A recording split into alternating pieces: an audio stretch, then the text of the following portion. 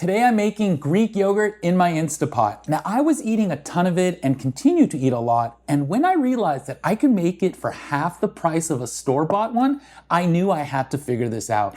But be warned, you gotta like the process because it does take time. Now, in some other videos I watch, they show you how to make regular yogurt and then tell you if you want tangier yogurt, just let it sit longer. Some even say 10 hours. This is not true, but I've made 8 batches at different times, and here's what I learned.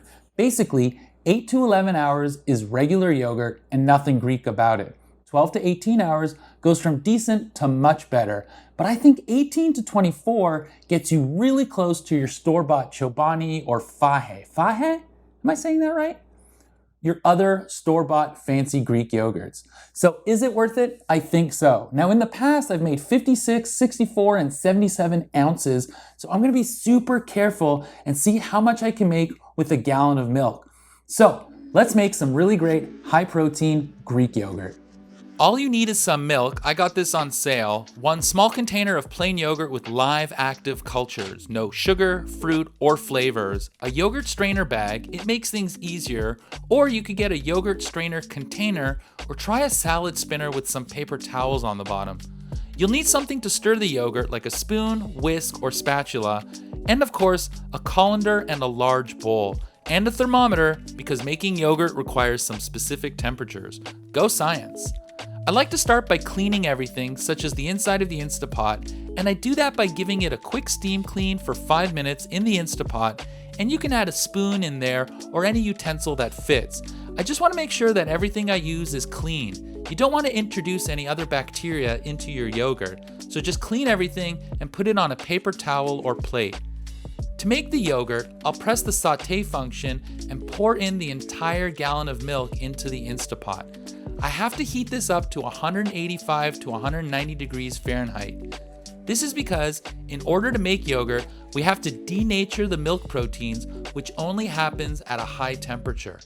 This way, the good bacteria can attack it, eat it up, and make yogurt. You'll want to continuously stir this so that you don't have any of the milk stick or even burn on the bottom. You'll lose sweet product that way, and I want to maximize how much yogurt I make. Here's what burnt milk looks like from a prior batch I made. The temperature raises fairly steadily, about 10 to 15 degrees every 2 to 3 minutes, so the whole thing will only take about 15 minutes. This is why a thermometer is so important. Once it hits 185 to 190 degrees Fahrenheit, you can turn off the Instapot and start cooling it down. I found that filling my sink up with cold water and adding ice cubes and ice packs makes this thing go so much faster. I want this water cold, cold, cold, so I put the Instapot inside and it'll start dropping the temperature quickly.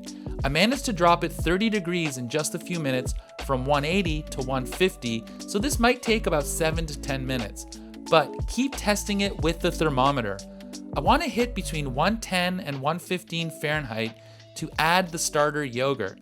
That's the ideal temperature for the bacteria to start working.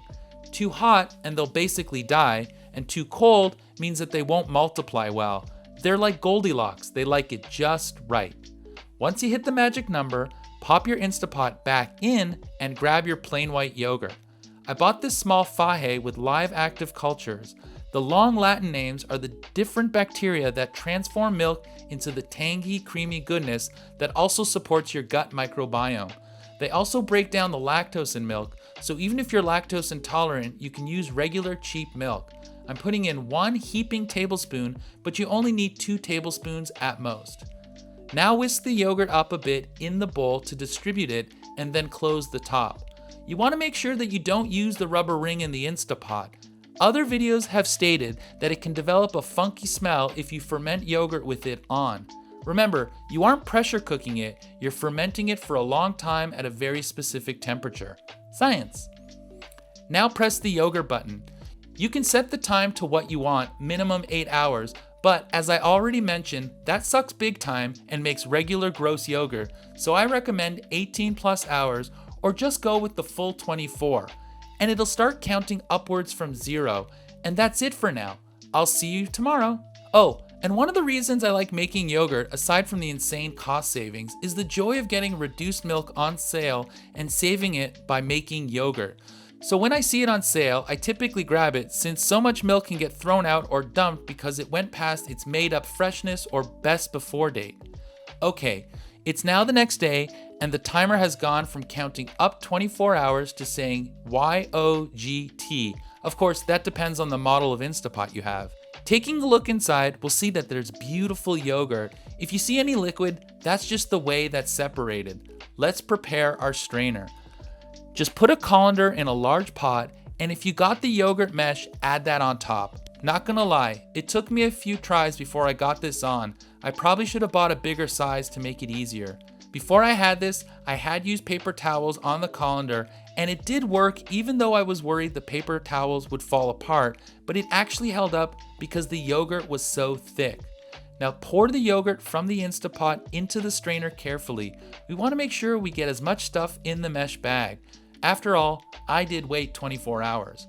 Almost immediately, you'll have the whey start to drain out. I pop it in the fridge for a few hours. Look at that jiggle. When I check on it later, you can see I managed to get about a liter drained from the yogurt, which I will now put the yogurt back in the fridge, and with the whey, I will save some for later and dispose of the rest. You can save the whey to add it to foods. I have yet to figure out what to do with it. While the yogurt sits in the fridge a second time, even more liquid will drain out, and that gets your liquid thick, and I mean thick with 2, maybe even 3 C's. That's why I save some of the whey in a little jar so I can fix the consistency later if I need to. After 3 hours, I'll take it out of the fridge again. A little more whey has drained out, and this looks good, so I'll start putting it away in my yogurt containers to see how much I got.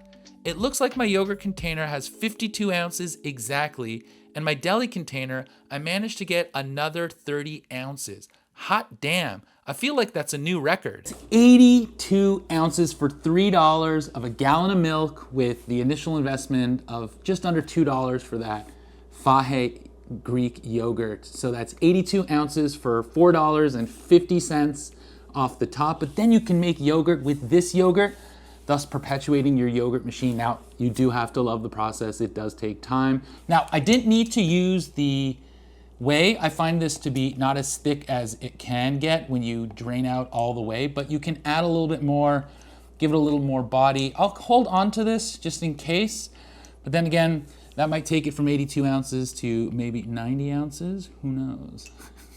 All right, I'm being silly. All right, thanks for watching. I'll see you in the next one.